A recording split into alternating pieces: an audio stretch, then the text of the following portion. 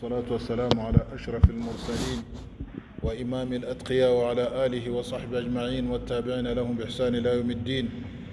اللهم حبب إلينا الإيمان وزينه في قلوبنا وكره إلينا الكفر والفسوق والعصيان واجعلنا من الراشدين. اللهم انفعنا بما علمتنا وعلمنا ما ينفعنا وزدنا علما ولا تجعل علمنا حجة يوم يقوم الحساب. Shimwe n'ikuzo ni ibya Allah subhanahu wa ta'ala, amahoro n'umugisha sakare kumwiza mu ntumwa zose n'abahanuzi, umuyobozi w'agandukiramana kugera ku munsi w'imperuka, umugabo wacu n'umucunguzi wacu n'umwa yacu Muhammad, nayo mahoro sakare ku bantu be n'abasanyanyendo be n'abakurikirana azakomeza kubakurikira mu kujya neza kujya ku munsi w'imperuka. Ndasaba Allah subhanahu wa ta'ala ko yatwakirira uyu mwanya akawugira umumaro n'umugisha kuri twe kandi akawugira uwo tuba twakoze tugambiriye kuzabona ingorano ze gusa nta kindi. Hanyuma musaba Allah subhanahu wa ta'ala ko dukundisha ukwemera akabigira umutako w'imitima yacu, katwangisha ubuhakanyi no kumugomera n'uburyarya.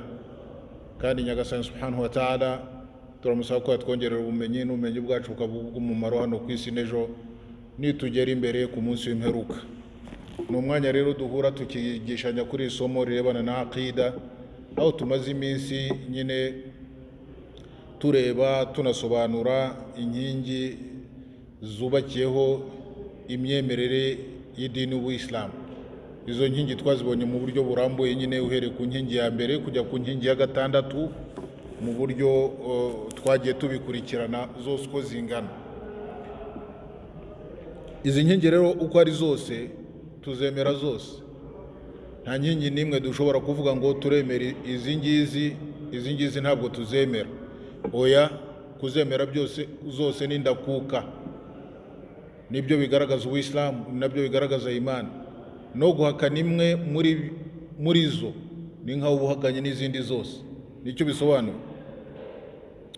Ariko nyuma yo kwemera izi nkingi n'ibisobanuro byazo n'amasomo twagiye tubonamo, niyo mpamvu twavuze tuti iki gitabo bwacyo ni igitabo kirebana nk'uko cyanditse muri unwani yacyo, al-iman, imyemerere, kwemera. Al-iman arkanuhu, icyo ni icya mbere. Arkani twarazibonye, inkingi twarazibonye arizo usulul iman nk'uko ziri muri ya hadith ya Jibril. Ariko nyuma yo kureba izi nkingi tukareba ikindi cya kabiri, haqiqatuhu, ukuri kwa imani, iyi imani twize ishingiye kuri izi nkingi esheshatu, ukuri kwa imani ni ukuhe. Nubwo nabyo hari aho twabibonye turimo gusobanura ijambo imani icyo ari cyo, ndetse na imani muri rusange icyo bishatse kugaragara, no kuzamuka kwa imani no kumanuka n'ubundi ni nkaho aba ariho bashaka kugaruka. Ariko ukuri kwa imani ni ukuhe. Hanyuma noneho umuryango wa nyuma ukaba nawaqidhuhu, ibintu byonona imani.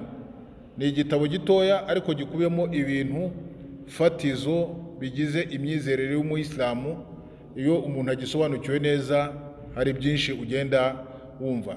Nyuma rero yo kwiga izi nkingi nyine, inkingi esheshatu zubakiyeho imani arizo zifatwa nka usul za imani, ni ngombwa ko nanone twareba ngo ariko iyi imani irimo kuvugwa ni iyihe, ese yaba imeze ite, ese ni iki cyagaragaza koko ko umuntu afite imani. Wenda ndakurikira umurongo wa muallif Sheikh uko icyo ashaka kuvuga, ariko ndagira ngo mubwire ngo iman ni ijambo rikomeye kandi rihambaye. Kandi ijambo iman nturebe muri kote yo kuvuga gusa ngo nukwemera ngo bibe birarangiye, ngo kubera ko wavuze, wenda ko kubera ko ku mutima abantu batabibona ukanakora.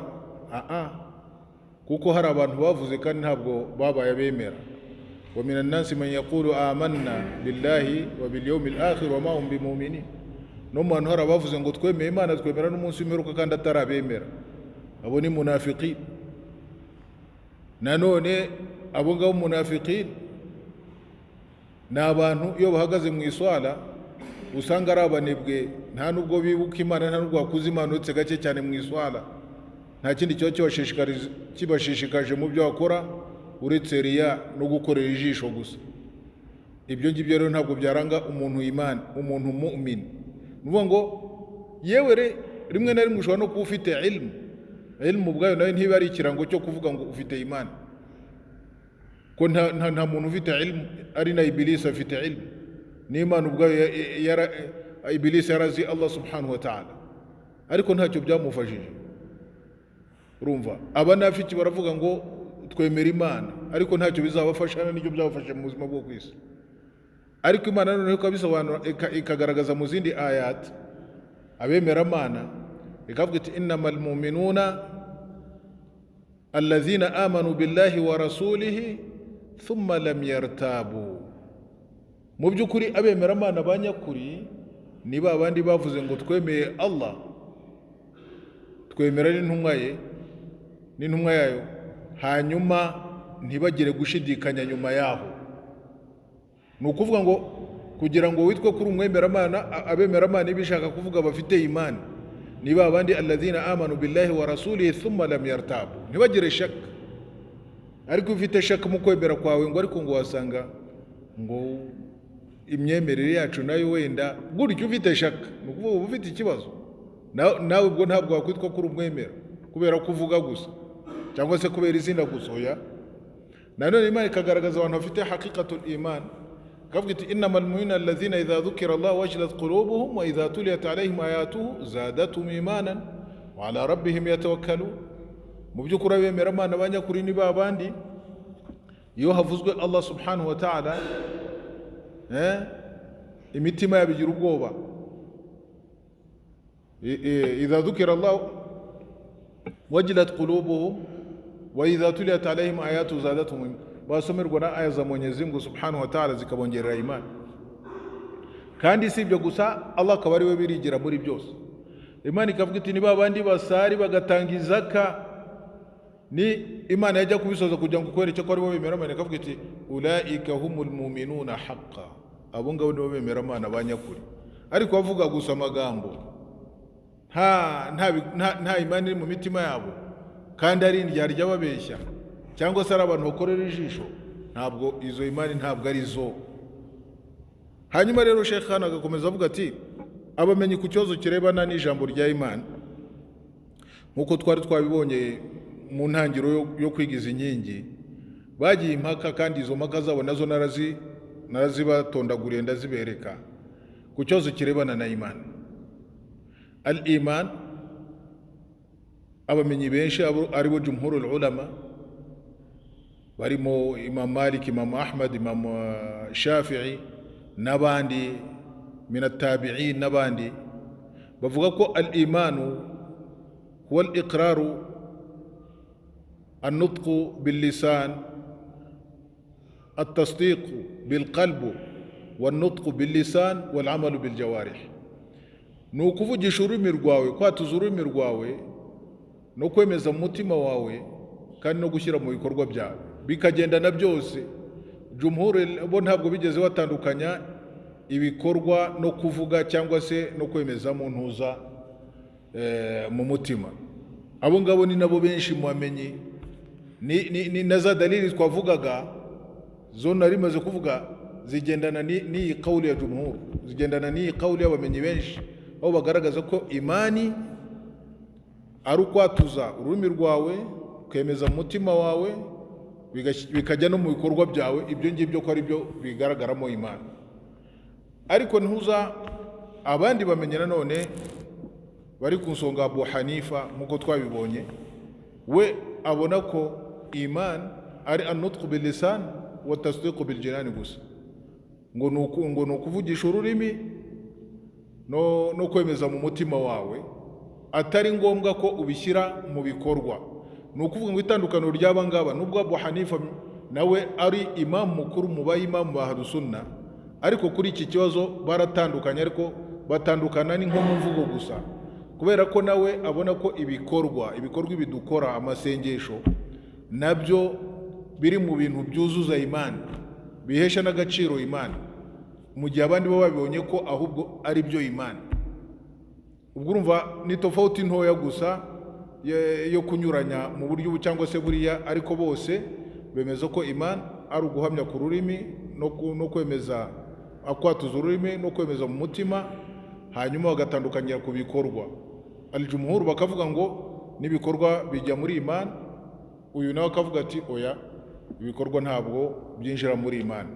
Bityo ntibatandukane gusa ku kibazo cyo kuba ibikorwa, ni nacyo kinabatandukanya cyane, rimwe na rimwe bagahura ubundi bagatandukana.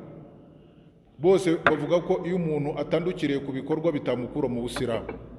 Nayo mpamvu murtakibul kabira, umuntu ukoze icyaha mu byaha nyamukuru, atava mu busilamu. Kandi tuzi ko imani iba yari ibikorwa, ni ukuvuga ko wakora icyaha yava mu busilamu. Naho itandukaniro ry'aba bamenyi ryahereye ngo none se ibikorwa turabishyira muri imani, bibaye ari gutyo byakabaye umuntu ukora icyaha nyamukuru yakavuye mu busilamu, ariko ntabwo ari byo. Urumva, bose babyemeranya ko umuntu yakoze icyaha nyamukuru kitari shirk, kitamukura muri imani. Iryo ni itsinda rimwe. Iyo kauli ya mbere ni ya jumhuru nyine ivuga ko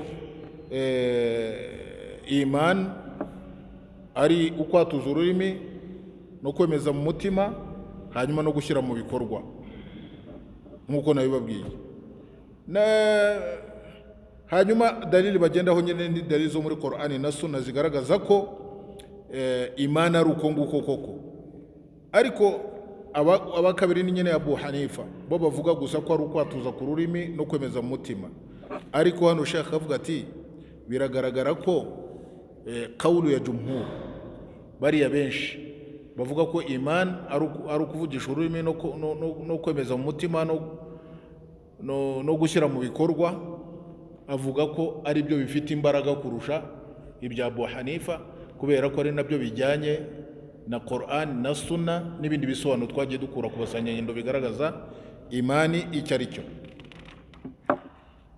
N'ibyo ngibyo rero nyine nabyo ni ikindi kintu narimaze kuvuga, ko umuntu atava mu Isilamu kubera gukora igikorwa runaka cy'urukozasoni Imana yaziririje gishobora kuzamushyira mu kaga.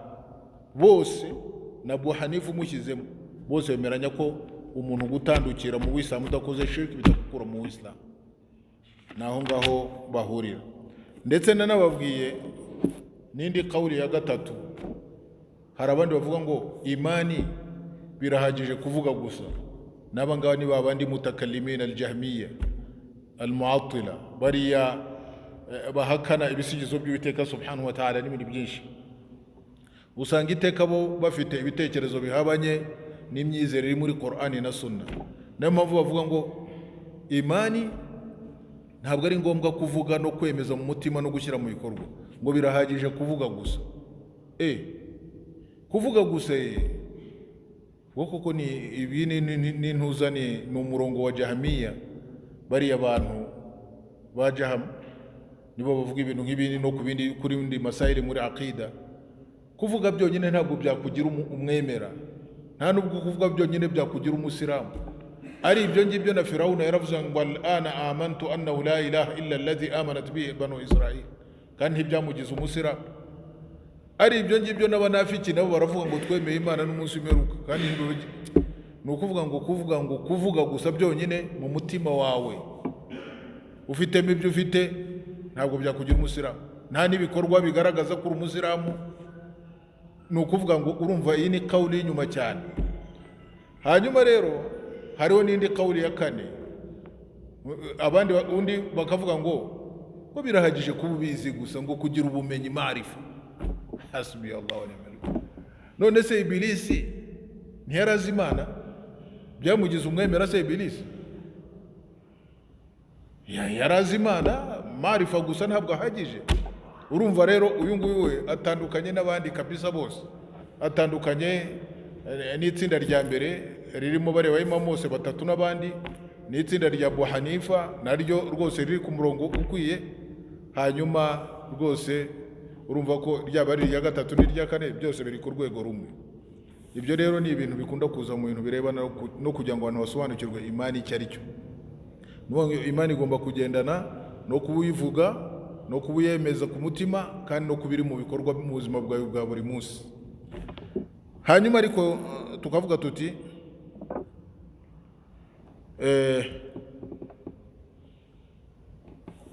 ibyo ngibyo nubwo abayimamu babivuze, hari ibyo abayimamu bagiye bahurizaho.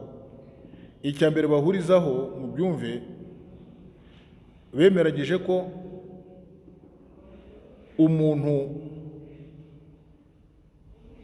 uzavuga ngo ni umwemera ku rurimi ku buryo bugaragara, ariko akahakana mu mutima we nubwo nta muntu umureba, n'aba ngaba ari bo banafiki, ab'Imana yavuze indyarya nyine, ab'Imana yavuze muri Qur'an ko yabategura ibihano bibabaze ko bazaba bari mu ndiba y'umuriro wa Jahannam. Bemera ko uwo ngo nta Imana afite. Bose itafaqu ala dhalika, kuvuga gusa ku rurimi gusa, mu mutima nta kirimo. Bose abamenyi bose baba ari jumhur, baba Abu Hanifa, bose bemeranya ko umuntu ngo nta Imana. Ni nkuko nanone ku bwa kabiri bemeranya ko kuvuga ngo ufite maarifa gusa mu mutima, ibi ntabwo bihagije kuvuga ngo umuntu rwose yahamije Imana. Ni ngombwa hamwe n'uko guhamya mu mutima, hanyuma nanone watuze ururimi, kubera ko Firawuna n'abantu be bari bazi neza ukuri kwa Musa na Harun alayhi salam, ariko hamwe n'ibyo barabakafiri. Ni ukuvuga ngo kumenya gusa barabizi, bazi Musa na Harun, bazi ko ari intumwa z'Imana, ariko kuba batarashoboye kwatura ko Musa na Harun ari intumwa z'Imana ntacyo byabamariye. Nibyo Imana ivuga muri Qur'an iti alladhina atainahumul kitaba ya'rifunahu kama ya'rifuna abna'ahum, ngo babandi twahaye igitabo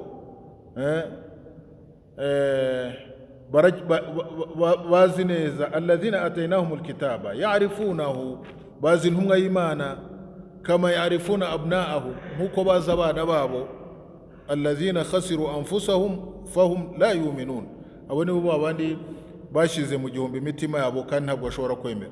Ni ukuvuga ngo ahlul kitab bazi intumwa y'Imana Muhammad sallallahu alaihi wasallam nkuko bazi abana babo, niko Imana irimo kubihana. Ariko kuba bayizi batarashobora kuvuga ngo turahabya ko intumwa y'Imana Muhammad ari intumwa y'Imana, ntacyo byabamariye. Ahlus-Sunna rero bemeranya ko umwemera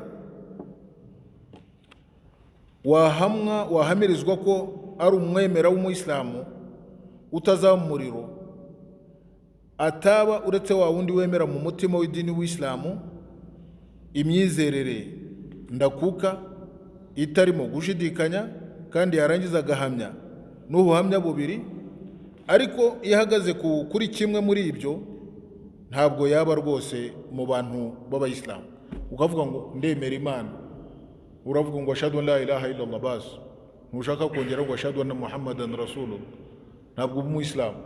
Bigomba kugenda nuko ari shahada ebyiri, ariko ngo ashhadu an la ilaha illallah, ngo si Imana gutyo bazi kuvuga. Ntabwo iyo shahada yawe yagira icyo kumarira utayikomatanyijeho guhamya ubuhamya bw'intumwa y'Imana Muhammad sallallahu alaihi wasallam. Bigomba kugenda na ebyiri, keretse wenda udashobora kuvuga bitewe n'ubumuga ufite. Hari abantu bafite ubumuga bwo kutavuga, ariko nabo bakoresha ikimenyetso cyangwa se bakandika, cyangwa se bafite izindi mpamvu zikomeye zituma batavuga. Ariko ushoboye kuvuga ntuvuge, ubwo ngubwo rwose abamenyi ba Ahlus-Sunna bavuga ko uwo muntu adashobora kuba umuyisilamu, udashobora kwatura ngo ahamye ubuhamya bwombi uko ari bubiri. Nanone abamenyi ba Ahlus-Sunna bose bemeranyije ko Imana isaba abagaragu bayo kwatura mu mvugo no gukora, kwatura ku rurimi no kwemeza mu mutima. Imana rwose nibyo isaba abagaragu. Imana kuvuga ngo irasaba abagaragu ntabwo ari uko Imana isaba, ntabwo isaba. Ubundi iyo tuvuze gusaba guturutse ku kirenga biba ari itegeko, ngo nagusabaga, burya ntabwo wagusabye, abagutegetse ugomba gushyira mu bikorwa. Niyo mpamvu Sheikh yanditse gutya. Ariko ubundi nko kuvuga ngo Imana yakira abagaragu bayo, amasengesho bakora no kwemera kwabo kugashingira ku kuba bavuze batuye kandi banemeje mu mitima yabo. Ibi nibyo Imana yakira abagaragu bayo. Hanyuma nanone Ahlus-Sunna bemeranya ko umugaragu w'Imana ahamije mu mutima we, akanatuza ururimi rwe, akareka gukora, koresha umubiri we akora amategeko n'amabwiriza ya Allah subhanahu wa ta'ala, ko aba ari umuntu wigometse kuri Allah n'intumwa ye kandi ko azahura n'akaga k'ibihano nk'uko Imana yabivuze muri Qur'an ndetse n'intumwa y'Imana ikabivuga muri Sunan Ntagatifu. Ni ukuvuga ngo ugomba kwemeza mu mutima wawe no kwatuza ururimi rwawe kandi ugashyira no mu bikorwa, kuko nutabishyiramo ubwo uba wishyize mu kaga. Nanone hari sunna bemeranya ko umuntu ukoze icyaha nyamukuru ataba umuhakanyi igihe atakiziruye icyo cyaha.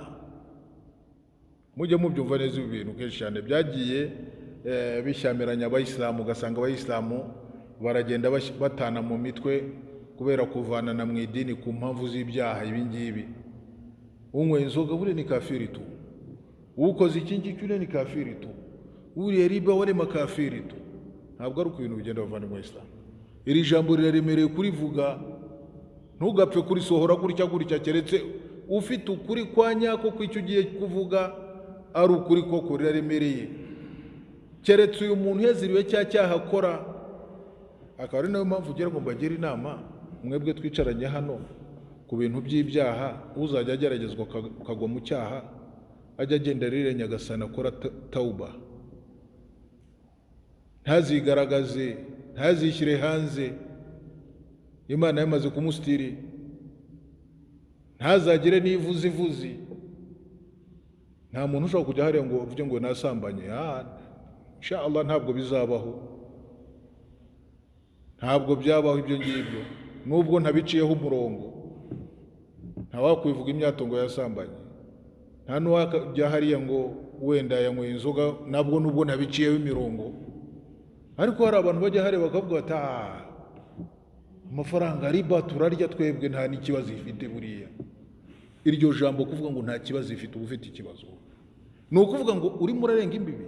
Nuzajya wumva Imana yarazirije ikintu, bayisame inama mbagiriye, simbabwiye ngo mubikore, ni haramu. Kandi nukora ikintu cya haramu Imana izamubaza kandi azahura nayo. Ariko ntimuzatera intambwe yo kuvuga ngo iki kintu nkora ntacyo gitwaye. Ni ukuvuga ngo uba wisimbukuje. Ibyo byonyine ntabwo uhagijwe no kuba ukora icyaha, urengejeho no kuvuga ngo ntacyo gitwaye. Ni ukuvuga urakiziruye. Niba ukiziruye rero witegura icyo uzabwira Imana. Icyo nababwira cyo ntanashidikanya, iyo uzuriye icyaha uba utari umusilamu. Ushatse watora shahada bwa kabiri. Kuzirura icyaha ikintu Imana yaziririje, wibere mu byo wiberemo. N'umuntu nakoze utari ku bintu njye narabiretse. Ibanga ryawe urisigira Imana gusa. Ariko nugera ku rwego rwo kuvuga ngo rega biriya bintu n'abantu babeshya gusa ngo ntacyo bitwaye, ntacyo bitwaye, ubwo ubaye umuhanga kurusha Imana. Iryo jambo mujye muryibagirwa byo gushaka kureba uburyo mwasigiriza ikintu cy'icyaha kugira ngo wenda mugaragaze ko mufite imbaraga z'imitungo cyangwa se z'ubwenge cyangwa se iki. Oya, icyaha icyo ari cyo cyose. Abantu tujye tumenya intege zacu nkeya.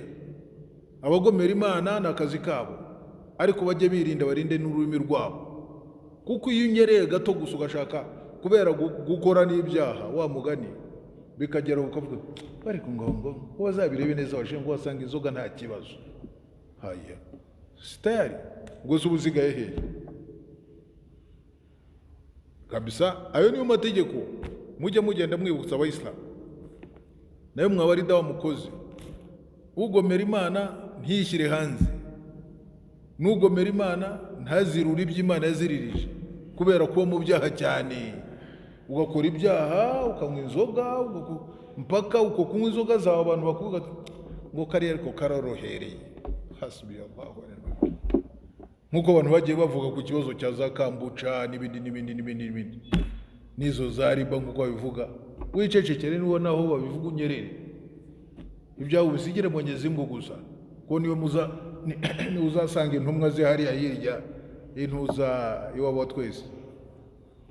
Mwenyezi Mungu niwe uzasanga intumwa ze, kandi Nyagasani ni karibu. Nyagasani nabona ko muri wowe harimo basi niwe uzaca urubanza, ariko ntiwishyire hanze, ntujye no kuzirura iby'Imana yaziririje. Nicyo Ahlus-Sunnah hano bavuga. Uravuga ati rwose abamenyi ba Ahlus-Sunnah bose bemeranya ko umuntu ukora icyaha nyamukuru kitari shirk bitamuvana mu Islam igihe icyo cyaha atakiziruye. Igihe atakiziruye bya bindi byo gupfobya ukavuga ngo nge mbona ntacyo bitwaye, ngo mbona nta kibazo unywa inzoga, nta kibazo urya riba, nta kibazo urya ingurube, ngo nazo ni inyama ariko mwagiye murya ibyo abantu babahaye ngaha, ngo dufite ikibazo. Nyamara abantu bafite ibibazo nuko sinzi ukuntu abantu babibona kandi bakanabisobanura. Kabone nubwo wapfa udakoze tauba, mwumve bavanye mu Islam, nubwo wapfa mbere yuko ukora tauba y'ibyo byaha wakoze, wowe uri tahta al-mashi'a, uzaba uri munsi y'ubushake bw'Imana. Imana nibishaka izakubabarira, ninabishaka izaguhana.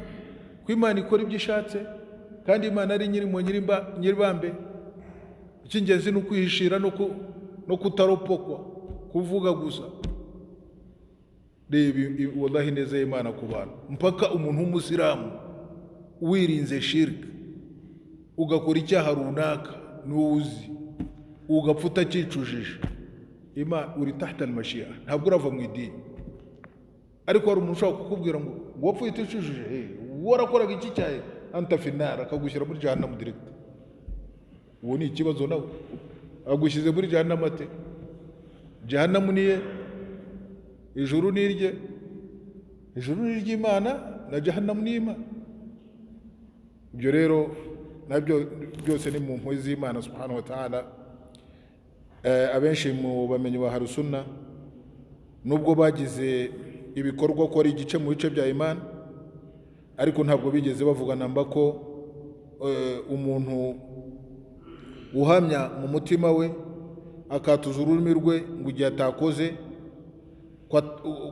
kuko yaba ari umuhakanyi. Nibyo ngibyo.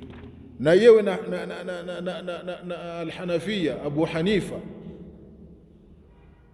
nubwo nawe avuga ko ibikorwa bitari mu bigize Imana, ariko ntabwo avuga ko kudakora ibikorwa cyangwa se gutandukira ko bizatuma usasirwa amawuwa.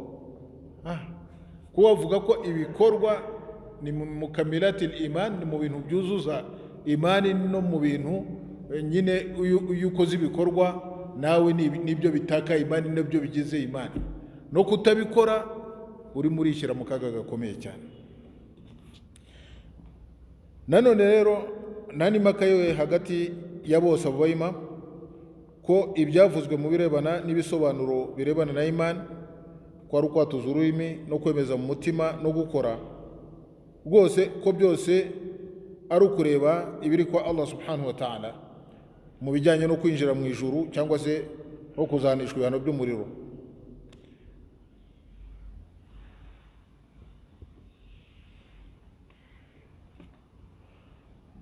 Naho kubirebana n'amategeko yo mu isi, kubirebana imani n'amategeko yo ku isi, ni ukwatuza ururimi no kuvugisha no kwemeza mu mutima wawe. Iyo ubikoze ibyo ngibyo, ubwo amategeko y'Abayisilamu ku isi arakureba. Ariko kubirebana n'ibikorwa, ubwo uzajya guhatanira Mwenyezi Mungu subhanahu wa ta'ala nugaruka iwe. Nibi ngibi rero kubirebana n'uyu musingi w'imyizerere wa imani, cyane cyane w'ijambo la ilaha illa Allah, rigaragazwa gusa no kuvuga ndetse no ku mutima. Hari hadithi imwe hano ya Usama bin Zaid radhiallahu anhuma. Usama bin Zaid aravuga ati ba'athana Rasulullah sallallahu alaihi wasallam, intumwa y'Imana yaratwohereje, turagenda tugera ahantu mu bwoko bwa Juhayna, duhura nabo dusakirana nabo, usanga umwe mu bantu bo muri urwo bwoko byabaga bimeze nk'intambara. Abantu intumwa y'Imana yoherejaga kujya gucunga umutekano w'igihugu. Hari igihe abo bahitaga bitabara, bakwitabara nawe usanganye nabo bagasakirana nabo. Ati rero njyewe nagiye dutangiye guhangana nabo, naragiye fatantuhu mu kubita inkota nari mfite, ariko numva ndababaye. Kandi yamaze kuvuga ngo la ilaha illa Allah, ndagenda mbibwira intumwa y'Imana. Intumwa y'Imana ibwira Usama bin Zaid, aramubwira iti أقال لا إله إلا الله وقتلته yavuze ngo la ilaha illallah urangije uramwica qala ya rasulallah innama qalaha khawfa min as-silah ndavuga nti intumwa y'Imana yabivuze kubera gutinye inkota intumwa y'Imana irongera mubwira iti afala shaqaqta an qalbi hatta ta'lama aqalaha am la ese wasatuye igituza cye ureba niba arimo kuvuga yavuze iriya jambo kubera gutinya inkota cyangwa oya famazala yukariruha intumwa y'Imana yakomeje gusubiza muri iri jambo imubwira ngo wamwishe amaze kuvuga ngo ijambo la ilaha illallah intumwa y'Imana yakomeje kurisubiramo Usama kandi mwibutse ko Usama yari mu bantu intumwa y'Imana yakundaga cyane ko yari umwana wa Zaid ibn Haritha Zaid ibn Haritha intumwa y'Imana yigeze kwita Zaid ibn Muhammad sallallahu alaihi wasallam yamufataga nk'umwana we cyangwa se nk'umuzukuru we ariko icyo cyaha cyangwa se iryo kosa yakoze yerera iyo ngiye kwica umuntu yavuze ngo la ilaha illallah intumwa y'Imana yabimusubiriyemo mpaka Zaid arakubwira ati tamannaitu anni aslamtu yawma nifuje kuba ahubwo ntarabaye umusiramu na mbere yaho kubera ubukana intumwa y'Imana yanyeretse n'uburakari kubabazwa no kuvuga ngo wisha umuntu wavuze la ilaha illallah urumva iryo jambo ni jambo rikome mujye muryubahiriza munariti kuvuga ngo la ilaha illallah ni jambo rikome ntuzajya wumva umuntu arivuze ujye ugendera kure na jambo rifite buhambare none se niba intumwa y'Imana mu hadisi agiye atandukanye nkuko Nabi Nuh muri hadisi ya Musa Nabi Musa yabwiye Imana ngo nyagasani Imana ndashaka icyo wanyigisha nzajya ngusabisha nkanagutakambira muri cyo Imana ibwira Musa iti jya uvuga uti la ilaha illallah Nabi Musa amubwira Imana ati se iryo jambo ko numva n'abandi bantu barivuga kandi baciritse wenda batari ku rwego nk'urwanjye nta n'ikintu gikomeye bafite nk'icyanjye ngende intumwa yawe nge navuganye nawe nyagasani wampaye igitabo warantonesheje ngenda gusaba iki niyo cyamvuna niyo cyansaba iki nagikora bigaragare ko wishimye Imana irambwira ko la ilaha illallah anta uko nta yindi Imana ibyo gusa Nabi Musa yongera ko Imana ngwiti ya Musa biragaragara ko iri jambo utaremye ya Musa yewe Musa law uramutse ufashe ibirere birindwi byose n'ibibiri muretse nge ugafata n'isi n'ibirimo ukabishyira ku munzani ugafata n'iri jambo la ilaha illallah ukarishyira ku munzani lamarati bihinna la ilaha illallah iri jambo ryaba riremereye kurusha ibyo byose ijambo rirusha uburemere isi n'ijuru n'ibirimo uretse Allah iryo jambo rarikenisha umuntu hararivuze iryo jambo mujye muryubaha muriha agaciro niyo mpamvu babo bicara babwira bati iryo jambo mujye mwimenyereza kurivuga wenda ntawamenya wasanga umuntu umunsi we kuva muri iyi si ntarivuga bizaba ari amahirwe kuko ntawarivuga ava mu isi ngo ajye mu muriro ibyo ngira ngo murabizi iri jambo rero rirakomeye intumwa y'Imana akomeje kumubwira ngo afala shaqaqta an qalbi ese wasatuye igituza cyureba ko ibyo arimo kuvuga abeshya nuko rero ibi birakwereka ko Imana nubwo abamenyi benshi bavuga ngo hajyamo n'ibikorwa ariko kubirebana no kugira ngo ukore hukumu ku muntu ko yabaye umuyisilamu ni shahada la ilaha illallah shahadatu an la ilaha illallah wa anna muhammadan rasulullah bas imani kandi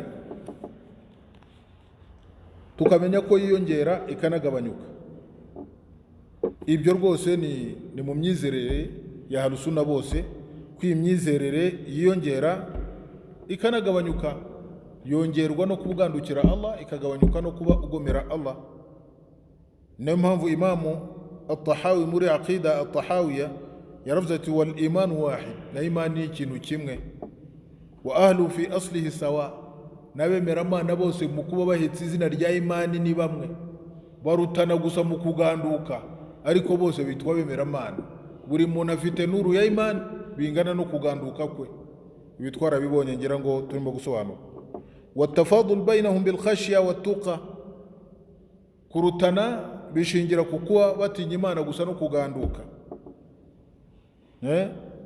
no gutinya kugwa mu marangamutima ndetse no kuba bahagaze ku byaranze abambere babayeho. Ukuvuga ngo imani ni imwe n'abantu, nayo mpamvu usanga muri Qur'an Imana ivuga ngo yemwe bemera Imana, ntabwo Imana ivuga ngo yemwe basilamu, nta naho uzabisanga muri Qur'an. Iyo uri umusilamu uri umwemera Imana, Imana ivuze abasilamu, nagiye mbisubiramo kenshi cyane, abasilamu nibo bemera Imana ngo turabemera. Niyo mpamvu rimwe wumva abasilamu ngo twese turabemera, biba ari ukuri, twese turabasilamu, biba ari ukuri, twarabisobanuye. Iyo bihuye biratandukana, niyo bitandukanye birahura. Aya magambo uko ari abiri, ubuyisilamu na Imana. Ariko iyo bihuye, ubuyisilamu bugaragaza ibikorwa bigaragara, Imana ikagaragaza ibikorwa by'imbere mu mutima bitagaragara, n'ibindi Imana yihariye kumenya mu bijyanye n'ubumenyi bw'ibyihishe. Bavuze ku bwinshi. Dalili rero muri Qur'an, aya nanana yizanye igaragaza nyine ko abemera Imana ari bariya innamal mu'minuna alladhina idha dhukira Allah wajilat qulubuhum wa idha tuliyat alayhim ayatuhu zadatuhum imanan wa ala rabbihim yatawakkalun. Aba nibo bemera. Intumwa y'Imana yaravuze iti al-imanu bid'u wa sab'una shu'ba, iman ni ibice 70 n'imisago. Icyo hejuru ni qawlu la ilaha illa Allah, kuvuga ngo la ilaha illa Allah, wa adnaha imatatul adha ani tariq, ni igice cyo hasi no gukura ikintu kibi mu nzira. Wal haya'u shu'batu min al-iman, no kugira isoni ni igice mu bice bigize iman. Tekereza iman ni ukuvuga ngo ifite ibice 70 n'imisago. Igice cyo hejuru number 1 cya imani, ikirango cya imani, ni ukuvuga ngo la ilaha illa Allah, nicyo gice cyo hejuru. N'ibindi bikagenda bizamo no kugira isoni ni min al-iman, ariko no gukura ikintu mu nzira kibi cyagirira ibintu abantu nabi nabyo ni min al-iman. Urumva? Nanone intumwa y'Imana yavuze iti akmalul mu'minina imana ahsanuhum khuluqan, umwemera Imana ufite imani yuzuye kurusha abandi nuri ufite umuco mwiza. Nuvuga ngo imani abantu barayifite, ariko hari abagira imani imeze neza yuzuye. Ikintu intumwa y'Imana irimo kuvuga hano.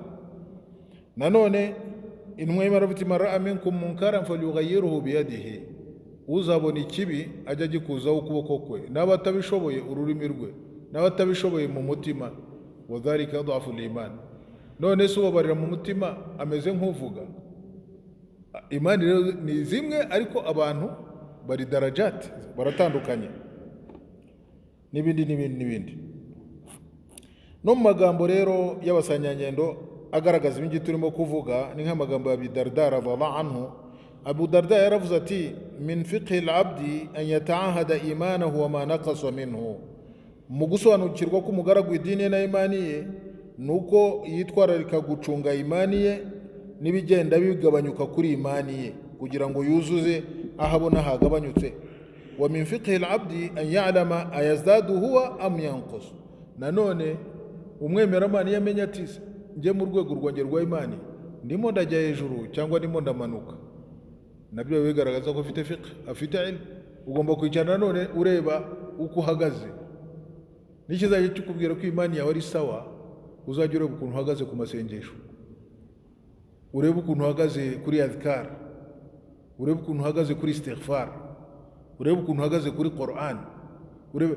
None se wamara umwaka udasomye Qur'an na aya ebyiri, ntabwo wava mu Isilamu, kubera ko utasomye Qur'an umwaka wose. Ariko nawe imani yawe urumva daraja uhagazeho, uramara umwaka udasomye amagambo ya Allah subhanahu wa ta'ala, nubwo nyine mu iswala uyasoma n'ibindi. Ubwo rero ni wowe ugomba kureba ese imani yanjye mpagaze he.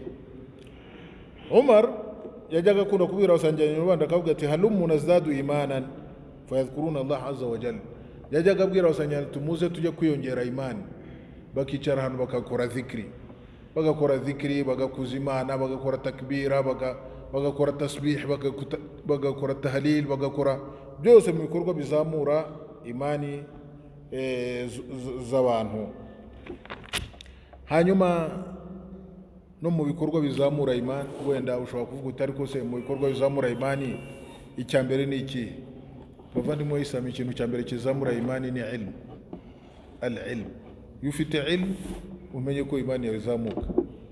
Ariko rero ilmu nk'uko twagiye tuyisobanura, ese ni ilmu mu biki? Mu mashanyarazi, mu bwubatsi, mu buhinzi n'ubworozi? Oya, ni ilmu anillahi azza wa jalla. Kumenya Allah neza, ukamumenya mu bikorwa bye, mu mazina ye n'ibisingizo bye, ndetse ukamumenya mu buryo nyine ushobora kumumenyamo nk'uko yivuze muri Qur'an ndetse no muri sunna z'intumwa y'Imana Muhammad sallallahu alaihi wasallam.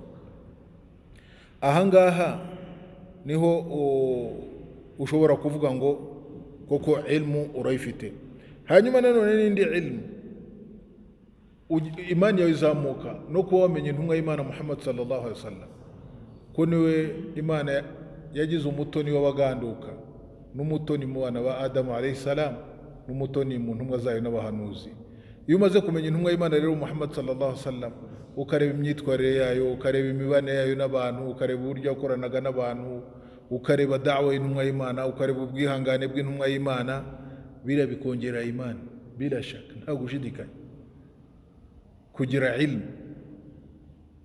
Ariko nanone ahangaha ntiwabura no kongeraho ndetse na ilmu ku idini y'Imana nk'uko twabyize mu ncamake ku bintu bitatu. Iyo havuzwe ilmu yongera imani ni ma'rifatullah wa ma'rifatu dini wa ma'rifatu nabiyyi, kumenya nyagasani wawe, ukamenya idini yawe, ukamenya n'intumwa yawe. Ibi bintu, iyi ilmu yugize byanze bikunze kuzamura imani. Ibi ngibi rero niryo shingiro rya mbere, kandi n'Imana igaragaza ko abamenyi rwose ari bo bagandukira Imana bya nyabyo, nk'uko Imana ivuga iti innama yakhsha Allaha min ibadihi al-ulama, ngo mu by'ukuri abatinya Imana amagaragu bayo ni abafite ilmu. Nanone Imana ikavuga iti hal yastawi alladhina ya'lamuna wal ladhina la ya'lamun, bese bashobora kungana, bashobora kureshya abafite ilmu n'abadafite ilmu? Ntabwo bashobora kureshya. Hanyuma nanone yarfa'u Allahu alladhina amanu minkum walladhina utul ilma darajat, Imana izamura inzego babandi bemeye bagize imani n'aba bandi bahawe ilmu. Abantu bahawe ilmu Imana ibazamura ilmu, ibazamura agaciro. Birahagije byo byonyine kureba ngo shahida Allahu annahu la ilaha illa huwa wal malaika wa ulul ilm, ngo Imana yahamije ubwayo ko nta yindi Mana ikwiye gusa ngo by'ukuretseyo, n'abamarayika barabihamya, n'abafite ilmu barabihamya. Abantu bafite ilmu, ni nayo mpamvu ilmu iri mu bintu bifite ubuhambare mu idini w'Isilamu mbere y'ibindi byose. Ntabwo Ubusilamu bwemera ubujiji mu ishusho ubujiji bwazamo. Ubusilamu bushishikariza abantu kumenya no kugira ilmu no gusoma. Ariko ilmu ya mbere iyi ngiyi irebana no kumenya Allah subhanahu wa ta'ala, no kumenya intumwa ye, no kumenya idini ye. Icyo ni ikintu rero cya mbere kizamura imani. Ntuzashake ngo ubaze. Niba ushaka kuzamuka imani, jya wicara mu byicaro bya ilmu, gutya mu byicaro bya ilmu, wicarane n'abantu bafite ilmu. Nugira ikibazo ufate igitabo usome, cyane cyane Qur'an. Soma Qur'an, soma sunna z'intumwa y'Imana Muhammad sallallahu alaihi wasallam, soma sira y'intumwa y'Imana Muhammad sallallahu alaihi wasallam, some siyar z'abasanganya n'intumwa y'Imana Muhammad sallallahu alaihi wasallam. Yaho niho imani yawe izamukira kugira ilmu. Ni ikintu cya mbere kizamura imani. Icya kabiri al-amal, ibikorwa rero nabyo ni mu bizamura ibikorwa byiza bikubiyemo kubaha Imana subhanahu wa ta'ala, bikomeza imani kandi bikanayizamura. Nanone iyo ibikorwa bigabanyutse ni nkaho nanone iyo ibikorwa bigabanutse shahawa ziba nyinshi. Shahawa zaba nyinshi rero imani ikagabanyuka. Ibikorwa iyo bibaye byinshi shahawa zirazima, ukaba uri umuntu uri kuri daraja yo mu rwego rwo hejuru. Kubera ibikorwa byinshi imani yawe ikazamuka. Nuvuga ngo ibikorwa bikazamuka, ukaba uri mu miryango yo gutanga isadaka, ukaba uri mu muryango y'iswala, ukaba uri mu miryango y'amasengesho y'imigereka, ukaba uri mu muryango w'ibisibo, ukaba uri mu muryango w'ineza, ukaba uri mu muryango. Ibyo nibyo bizamura imani, gukora ibikorwa byiza no kwirinda nanone ibikorwa bibi.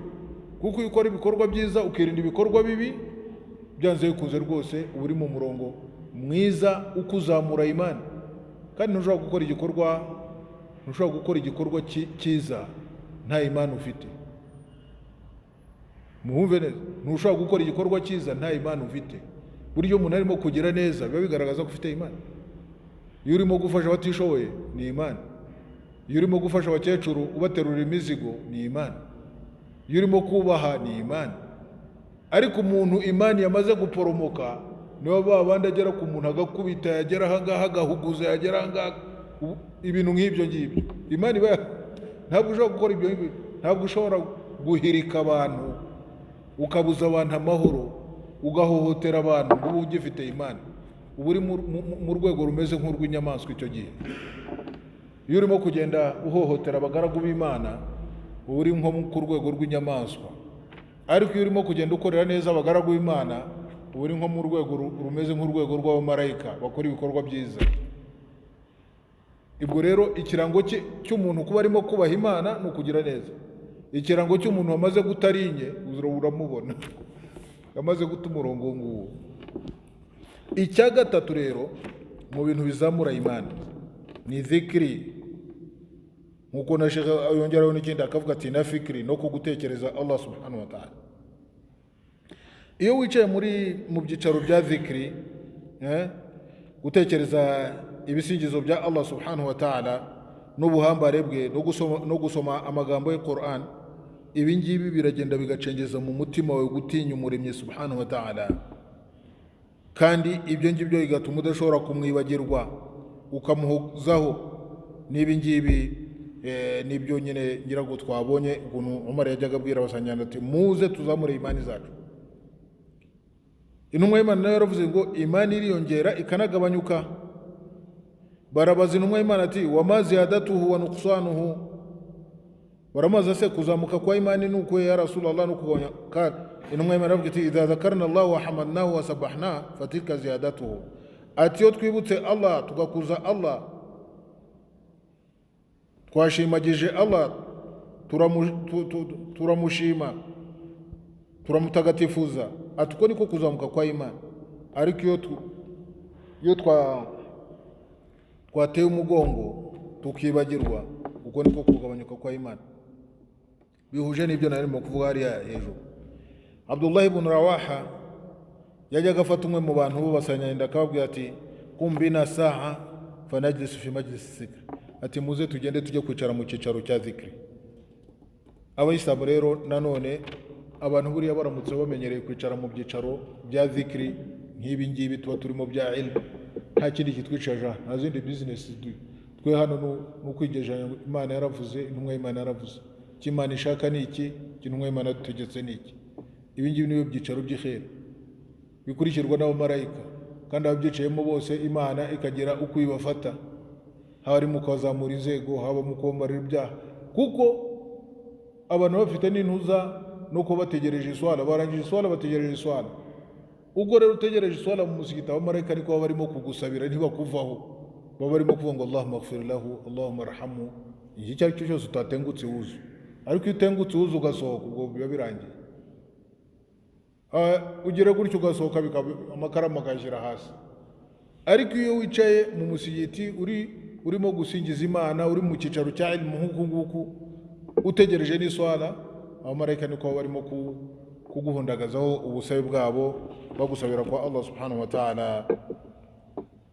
Hanyuma Imana yagaragaje ibisingizo by'abemeramana ko ari babandi bahuzaho kuvuga Imana no gukuza Imana mu bihe byose, nkuko Imana ivuga muri surate muri mirongo iri muri Ali Imran, iti inna fi khalqi samawati wal ardi wa ikhtilafi al-layli wan nahar la ayatin li uli al-albab. Mu byukuri ukuremwa kw'isi n'ijuru no kunyuranya cyangwa se gutandukana kw'ijoro n'amanywa ni ibimenyetso ibyo bikomeye cyane ku bafite ubwenge, ibimenyetso byo kubaho Allah subhanahu wa ta'ala n'ubuhambare bwe. Inna fi khalqi samawati wal ardi, buriya mu Imana mu byo yaremye bihambaye, nubwo atari byo bya mbere bihambaye, ariko isi n'ijuru kuremwa kwabyo n'ukuntu bimeze birahambaye. Murebe ukuntu bimeze n'ingano yabyo. Ibirere byo birahambaye zaid akthar. n'isi. Ibirere ni birindwi n'isi ni zirindwi. Imana ikunda kubigaragaza mu biremwa yaremye, mu bintu Imana ikunda kuvuga cyane. Inna rabbakumullahu alladhi khalaqa as-samawati wal arda fi 6 ayyam, nyagasani wanyu ni Allah waremye isi n'ijuru mu minsi 6 mu biremwa bye. Wa min ayatihi al-layl wan nahar, no mu bimenyetso bimugaragaza Allah subhanahu wa ta'ala ni ijoro n'amanywa ukuntu bigenda bibisikana bitandukana, nta gikererwa, nta kibusa ikindi, nta kubusanya, ni segonda imwe biratandukana tu, ukabona birikoze. Ni ibintu bihanitse. Erega nyagasana yatinyitse, nyagasana arahambaye, utabibona ni akazi ke.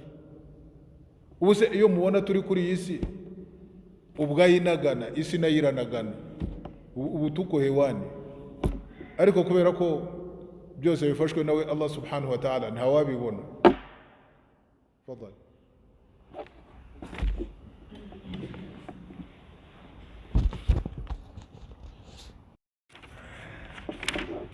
Niho twari tugeze rero tureba ko Allah nk'uko bivuga muri Quran avuga ati mu kuremwa kw'isi n'ijuru no gutandukana kw'ijoro n'amanywa, bira n'ibimenyetso bihambaye bigaragaza Allah subhanahu wa ta'ala, bigaragarira cyane babandi Imana yahaye gutekereza bafite ubwenge. N'abafite ubwenge Imana irabasobanura, ni babandi bakora dhikri, alladhina yadhkuruna Allah qiyaman wa qu'udan wa ala junubihim, ni babandi bazirikana Allah, bakavuga Allah, bagasingiza Allah, baba bahagaze, baba bicaye, yewe banaryamye n'imbavu zabo. Watafakkaruna fi khalqi samawati wal ard, bagatekereza ku kuremwa kw'isi n'ijuru. Bariza bakavuga ati nyagasani Imana, ibi ntabwo wapfuye kubiremwa gutya gutya, ma khalaqta hadha batilan, ibi ntabwo biremye gusa gutya kubusa. Subhanaka faqina adhaban nar, nyagasani Imana uzaturinde ibihano by'umuriro wa jahannam. Abo nibo abantu batekereza, ni babandi bakuza Imana, basingiza Imana. Mu gutekereza rero ku biremwa by'Imana no mu gukora azkar ku bwinshi, utekereza kuri Allah, ubuhambare bwe n'ubuhangange bwe n'icyubahiro cye n'ibikorwa bye bihambaye, nabyo biza mu bintu byongera imani. Ni ahangaha rero isomo ryacu ndisojeje ry'uyu munsi kubigaragaza cyane cyane ibyongera imani bikuye mu bintu bitatu nari ndimo gusobanura. Icya mbere twabonye ko ari ilmu, icya kabiri al-ilmu n'ubumenyi, icya kabiri ni ibikorwa al-amal, gukora ibikorwa bituma nyine bikongera kwemera, imani yawe ikazamuka, wimakaza ibikorwa byiza, unareka burundu uko ushoboye ibikorwa bibi. Ibikorwa bibi bigaragaza ko imani yawe isa nkaho yarindimutse. Ntuzajya ubona umuntu w'umuyisilamu urangwa mu bikorwa bibi nk'ibyo tuba turimo kuvuga, nubwo bitamukura mu Isilamu, ariko burya imani iba yaragiye ku itapi karyamye, ariko gahari karyamye, aba ari aho ngaho. Ubwo rero iyo ukoze ibikorwa byiza ukagenda kuri ibikorwa bibi, imani yawe irazamuka.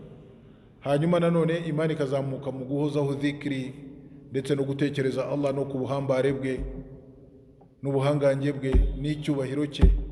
Ibi byose bidusozereza bigaragaza iyi imani tujya twiga mu nkingi zayo esheshatu icyo ari cyo, ukuri kw'iyi imani, ukwiyongera kwayo no kugabanyuka kwayo, hanyuma n'ishingiro ryayo ko ari ukwemera bishingiye ku kwatura ku rurimi no kwemeza ku mutima no gushyira mu bikorwa ibijyanye na imani nyine. Tofauti zo cyangwa se uko abamenyi babivuzeho twagiye tubibonaho uko Imana yadushoboje, ariko nanone tugenda tureba ibintu bimwe na bimwe abamenyi bose bemeranyije na ima ahli sunna wal jamaa. Kandi nanone nongere mbabwire ngo ntimuzagire tofauti, nuzajya wumva hariho nk'igihe kubera kudakurikirana neza wakumva umuntu avuze nka imam avuga kumva yarakubwiye ngo ni Shafi'i, ndakumva ko arakubwiye ngo ni Hanafi, ndakumva arakubwiye. Ibyo nta kibazo kirimo. Bose haula kulluhum, aba bose ni aba imam ba ahli sunna wal jamaa. Nta tandukaniro rya Imam Shafi'i na Imam Ahmad na Imam Abu Hanifa cyangwa se na Imam Malik, bose ni bamwe. Kuko ubusiramu ntabwo bwakwigishwa n'umuntu umwe, nta nubwo yewe n'abayimamu muri hadith, Imam Bukhari, Imam Muslim ni aimma min ahli sunna wal jamaa bose. Urumva, kubera ko ubusilamu ntabwo bwakwigishwa n'umuntu umwe. Hari abandi rero kubera kuticara mu byicaro bya ilmu kugira ngo basobanukirwe neza, ngo ibyanyu n'utwe mwe ngo mwe muri ba Shafi ngo twe turi aba Hambali, ukagira ngo Hambali yaramubyaye. Hambali n'umwarimu ahli sunna. Iftakhiru bihaulai kulluhum jami'an. Mujye mwumva ko abayimamu bose ari abanyu bose. Niwumva Abu Hanifa avuze ni imamu. Ubu se hano kwa Kadafi musarishwa n'abimamu bangahe? Hari umuvuga se ngo imamu waje kudusarisha n'umushiya, cyangwa se ngo ekada bose n'abayimamu banyu. Uyu munsi haza uyu, ejo hakaza uyu, ejo bose n'abayimamu wa Islam.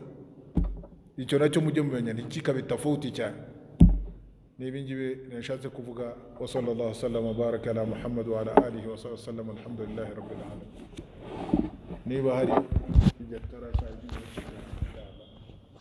gute kuko icyo uvuga ntabwo yumvise. Yego. شهد الله أنه لا إله إلا هو والملائكة وأولو العلم قائما بالقسط.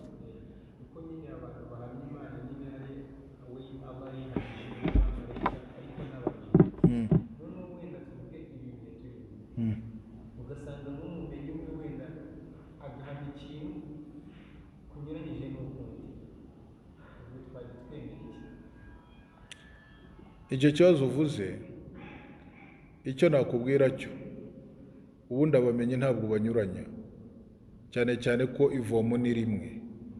Ivomo ni igitabo cy'Imana, ivomo ni isuna z'intumwa y'Imana. Kandi hari ibintu byitwa ibintu bidakeneye n'ibisobanuro byinshi. Yewe n'umwana ufite imyaka ine umubaje uti kiriya kiri hejuru n'icyakubwira ngo ni izuba, imvura yagwa mu bwe ngo ibi nibikize ngo ni imvura irimo kugwa, ntabwo byamunanira umwana w'imyaka ine kandi atarajya mu ishuri iryo ari ryo ryose. Ubwo rero wumvisha abamenyi barimo guhatana ku bintu bitoya, ni ukuvuga ngo abantu mushakisha ilmu, ahubwo abakiri batoya mushakisha ilmu mushishikaye, muve muri mama wararaye. Hari igihe kizagera mumenye ngo burya twajyaga tuvuga ngo abaulama, kumbe ilmu ni ngari bigeza no muzabimenya. Ariko ibyo kuvuga ngo abaulama bajya impaka nacyo mujye mukitondera. Hari masaili zitagibwaho impaka namba. Abantu bamenye n'abamenye.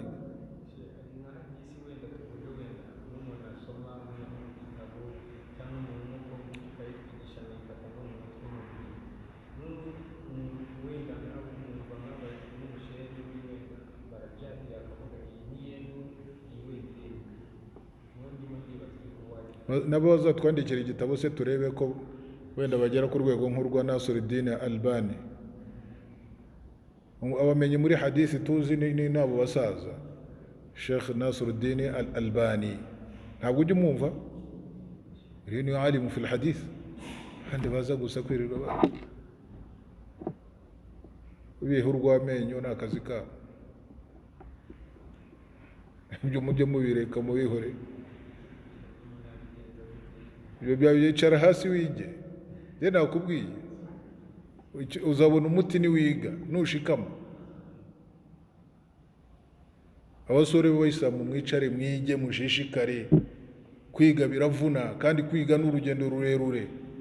Hari abantu mumva ko hari ujya kwiga mu bigo by'Abasilamu bashya akavayo yabaye umumenyi ari hari yakubita gatuza. Undi yakwiga kuri STT akaza kubita gatuza. Undi yajya mu Baraba akaza kubita gatuza. Abasilamu mujye mubareba musabe Mwenyezi Mungu tu mwicecekere. Ariko umuntu ushaka ilmu aratuza akiga. Ilmu ntigira iherezo kandi ugafata igihe. Ntabwo ari ukuvuga ngo izi imyaka 2 cyangwa se ufite ngo sinzi agapapuro akada. Cara hasi uhure n'abamenyi wige kweli. None se iyo mwumva nk'abayimenye abo twita abamenyi ubu nk'abo Imam Bukhari, kugira ngo yagiye kwitwa imam muri hadith gutya kucyuka gusa, yakoze imyaka 17 imyaka 17 ari mu rugendo rwo kujya gushakisha hadisi no kwiga hadisi, anyura ku bamenyi bose aho yagiye anyura, muri za Iraqi, muri za Misiri, muri Maka, Madina, hehe, azunguruka Imam Bukhari, arinda yandika igitabo mu myaka 17, kandi nta kindi akora ari kuri hadisi gusa. Kandi ubuhanga bwe bwemezwa n'abamenyi bari bariho icyo gihe, bafashe hadisi barazicurika kubera ko Bukhari watari n'umwarabu, baravuga ngo uyu munyamahanga yamenya hadisi kuturusha, batereka tumukoresha ikizami turebe ko kitamukubita hasi. Bukhari byose baravuga ati mwe ibi ni ibintu bito mwanditse, timwafashe hadisi ya mbere muyigire ijana muyigire ya kabiri, arabibasata bose bakuramo ibiremba tuwe niwe imam muri hadisi, Imam Bukhari. Nayo mpamvu na nubi ugiye kumva ngo rawahu al-Bukhari, uba ari umuntu ufite agaciro mu idini nka Bukhari. Wallahi uko usomye Qur'an ugasoma na hadith, rawahu al-Bukhari, ntabwo byikoze. Abandi barashaka kuba ba Bukhari se kugatuza, ntabwo bivamo. Abasore mukiri bato mwige kandi mwicecekere, murangwe no kwicisha bugufi no korohereza abayisilamu no kutabavangira mu bahe ibyo bakeneye kumva. Ibintu by'imaka abasilamu ntabwo bikeneye, bakeneye amagambo make abashoboza kumenya uko basenga Imana gusa. Naho iyo mivuno muzajye mwimenye iyo ngiyo yo muhurira, ariko mu bayisilamu mubahe ibintu bibafasha gusenga Imana no gutinya Imana, nta kindi.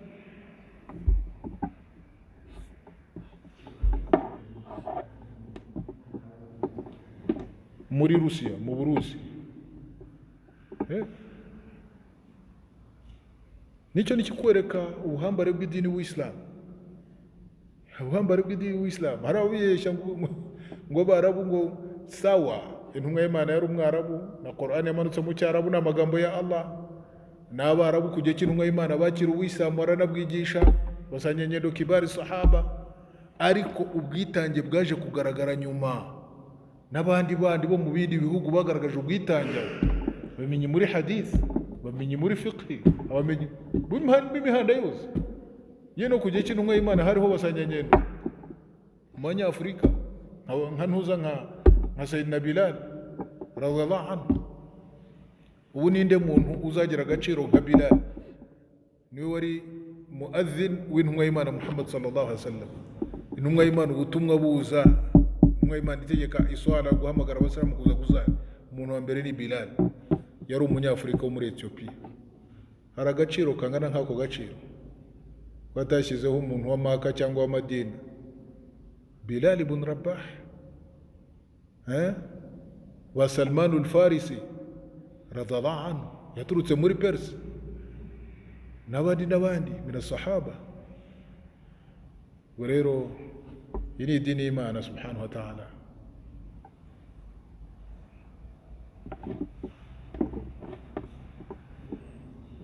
Yego,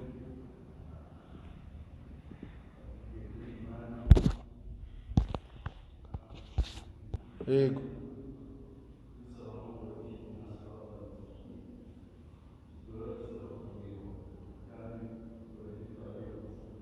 wowe ntari ikindi icyo ubona twasaba ni amafaranga se? Wowe icyo ubona gikomeye dusaba Imana ni amafaranga? Ugomba guhora usaba Imana kuyoboka, nugira amahirwe ukayoboka niko gutsinda kwawe. Kandi ntabwo uzamenya ko wayobotse utaragera ku mpera. Hari igihe wakwibwira ko wayobotse ukabona urarangiye. Nayo mpamvu iyi sura tuyisoma buri munsi, ihdina siratal mustaqim, tuyobora inzira igororotse. Gusaba Imana kuyoboka, cyo ni ikintu gikomeye. Wese wasaba Imana icyoroshye, wasaba Imana rimwe se?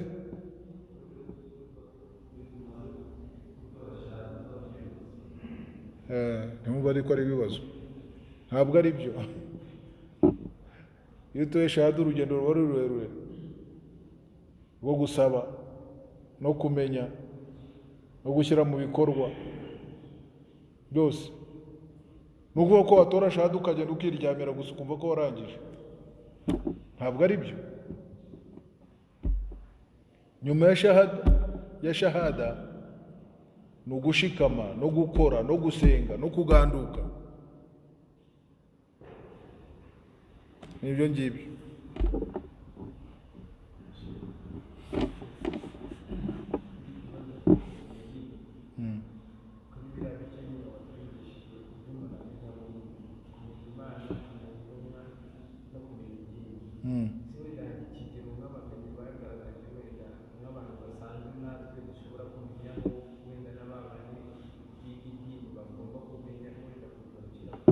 None se ntihari igitabo twahereho turimo kubyiga kumenya Imana igishaka kumenya icyo ari cyo. Kumenya Imana ugomba kuyimenya binyuze mu biremwa byayo n'amazina yayo n'ibisingizo byayo. Amazina y'Imana turayazi, ayo Imana yatubwiye mu gitabo cyayo nayo intumwa y'Imana yatubwiye muri suna zayo. Ukamenyera Imana aho ngaho no ku biremwa byayo, mbese ukayibona neza, ukabona ko wayibonye mu mazina yayo n'ibisingizo byayo, nta kindi nta handi. Hanyuma wagera ku idini ni ngari, ariko wowe uzajya ucungana n'ibintu bitatu: ubusiramu na imani na ihsani. No mu busiramu ni inkingi eshanu, si ukuvuga ko nta bindi bitari mu busiramu, ni byinshi, ariko izi nkingi uko ari eshanu uzirebe, uko ari eshanu, no kuri imana ucungane n'izi nkingi esheshatu, na ihsani no kugandukira Imana nk'aho uyireba. Nibyo ngibyo. Naho nushaka kujya kwagura ibyo ni ibyawe, ariko biriya mu busiramu birahagije kabisa. Hanyuma ku ntumwa y'Imana ni ukumenya mu buryo bw'incamake intumwa y'Imana iyo ariyo, amazina yayo n'igisekuru cyayo n'urubyaro rwayo n'abafasha bayo, n'ubuzima bwayo imbere y'ubutumwa bwayo. Kandi hano nibwira ko twabyize, turimo kubyiga mu ntangiriro. Ibyo biba bihagije. Washaka rero ibirebire, ugashaka abamenyi ukabavomaho byinshi.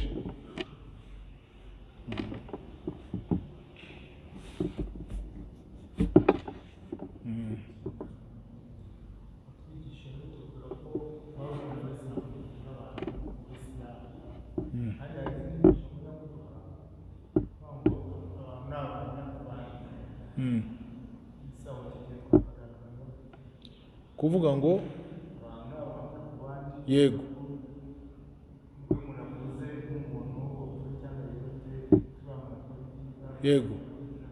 yego nibyo, ni dalila, ariko ntabwo ari ukujya mu ijuru. Kuwushyira mu ijuru ni Allah subhanahu wa ta'ala. Ibyo intumwa y'Imana yarabitubwiye, ntabwo yatubuje kuvuga, ariko ntabwo yatubwiye ngo tujye tuvuga ngo uriya agiye mu ijuru direct. Abo duhamira ijuru ni babandi intumwa y'Imana yatomoye ikavuga, babandi 10 mubasharina bil janna, abo ngabo bavuge iby'ijuru kuri bo.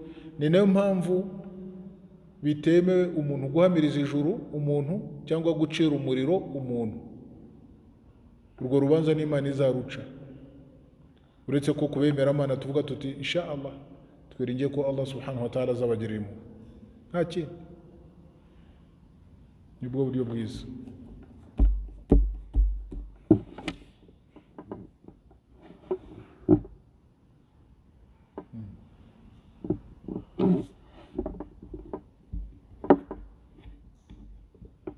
Hazo byashize.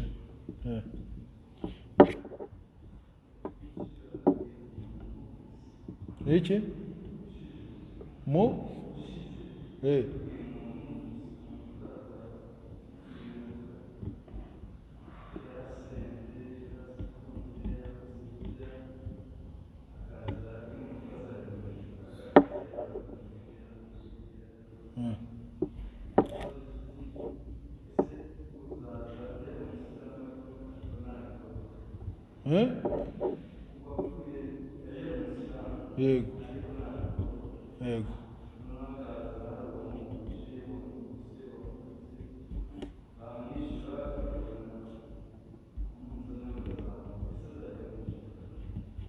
Nupfura umusiramu nta bikorwa birashoboka, ariko bitandukanye nuko urimo kubitekereza wowe. Umuntu ashobora kujya mu busiramu subuhi agapfa saa 5, Imana ikazamushyira mu ijuru. Apfuye atarigeze afunga, ataragiye Maka, ataratanze izaka, ataratanze sadaka, nta kintu na kimwe yakoze. kubera shahadatu apfuye nta bikorwa, Imana izamushyira mu ijuru. Ariko niba ushaka kumbwira umuntu uzapfa nta bikorwa, yarabayeho imyaka 60, wenda muri yo ngiyo 50, wenda 45 mu myaka y'ubukure yose ari umusiramu nta bikorwa, wenda kubera shahada azajya mu ijuru, azarijyamo niba atarakoze ibangikanya, ariko ubwo afite ibindi yakoraga.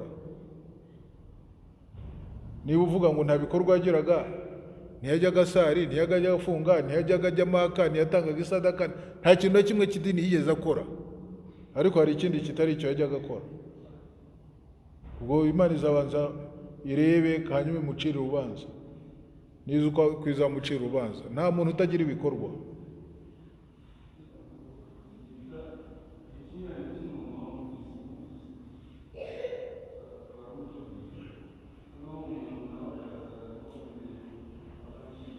We mbese nta muntu yahemukiye? Nta muntu yahemukiye? Ntawe yahemukiye, ariko abandi baramututse. Urashaka kuvuga ko mbese ibyiza byabo bazajya bimufuka agatahira ibyiza abandi bazamuha? Urumva ibyo bintu byawe koko birashekeje kweli. Umva utegereje kuzajya mu ijuru kubw'ibikorwa by'abandi bazamuha.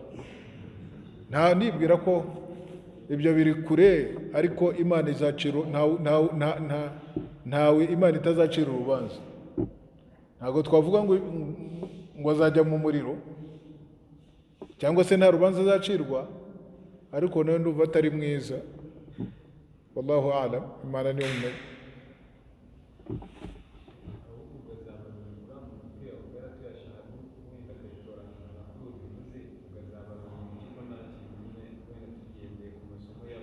Azabarurirwa shahada ye.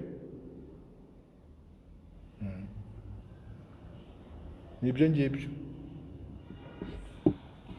Musa yageze Imam. Khair inshallah. Reka rero dusoze isomo ryacu uyu munsi. Nsaba Allah subhanahu wa ta'ala kutwakira uyu mwanya no kutubabarira ibyaha no kutuzamura inzego, dusoze guhagarara ku idini ubuzima bwose n'igihe tuzaba turimo kuba kuri iyi si, kandi azadushyire muri ba bandi azishimira ku munsi w'urubanza. سبحانك اللهم وبحمدك نشهد أن لا إله إلا أنت نستغفرك ونتوب إليك. سبحان ربك رب العزة عما يصفون وسلام على المرسلين والحمد لله رب العالمين.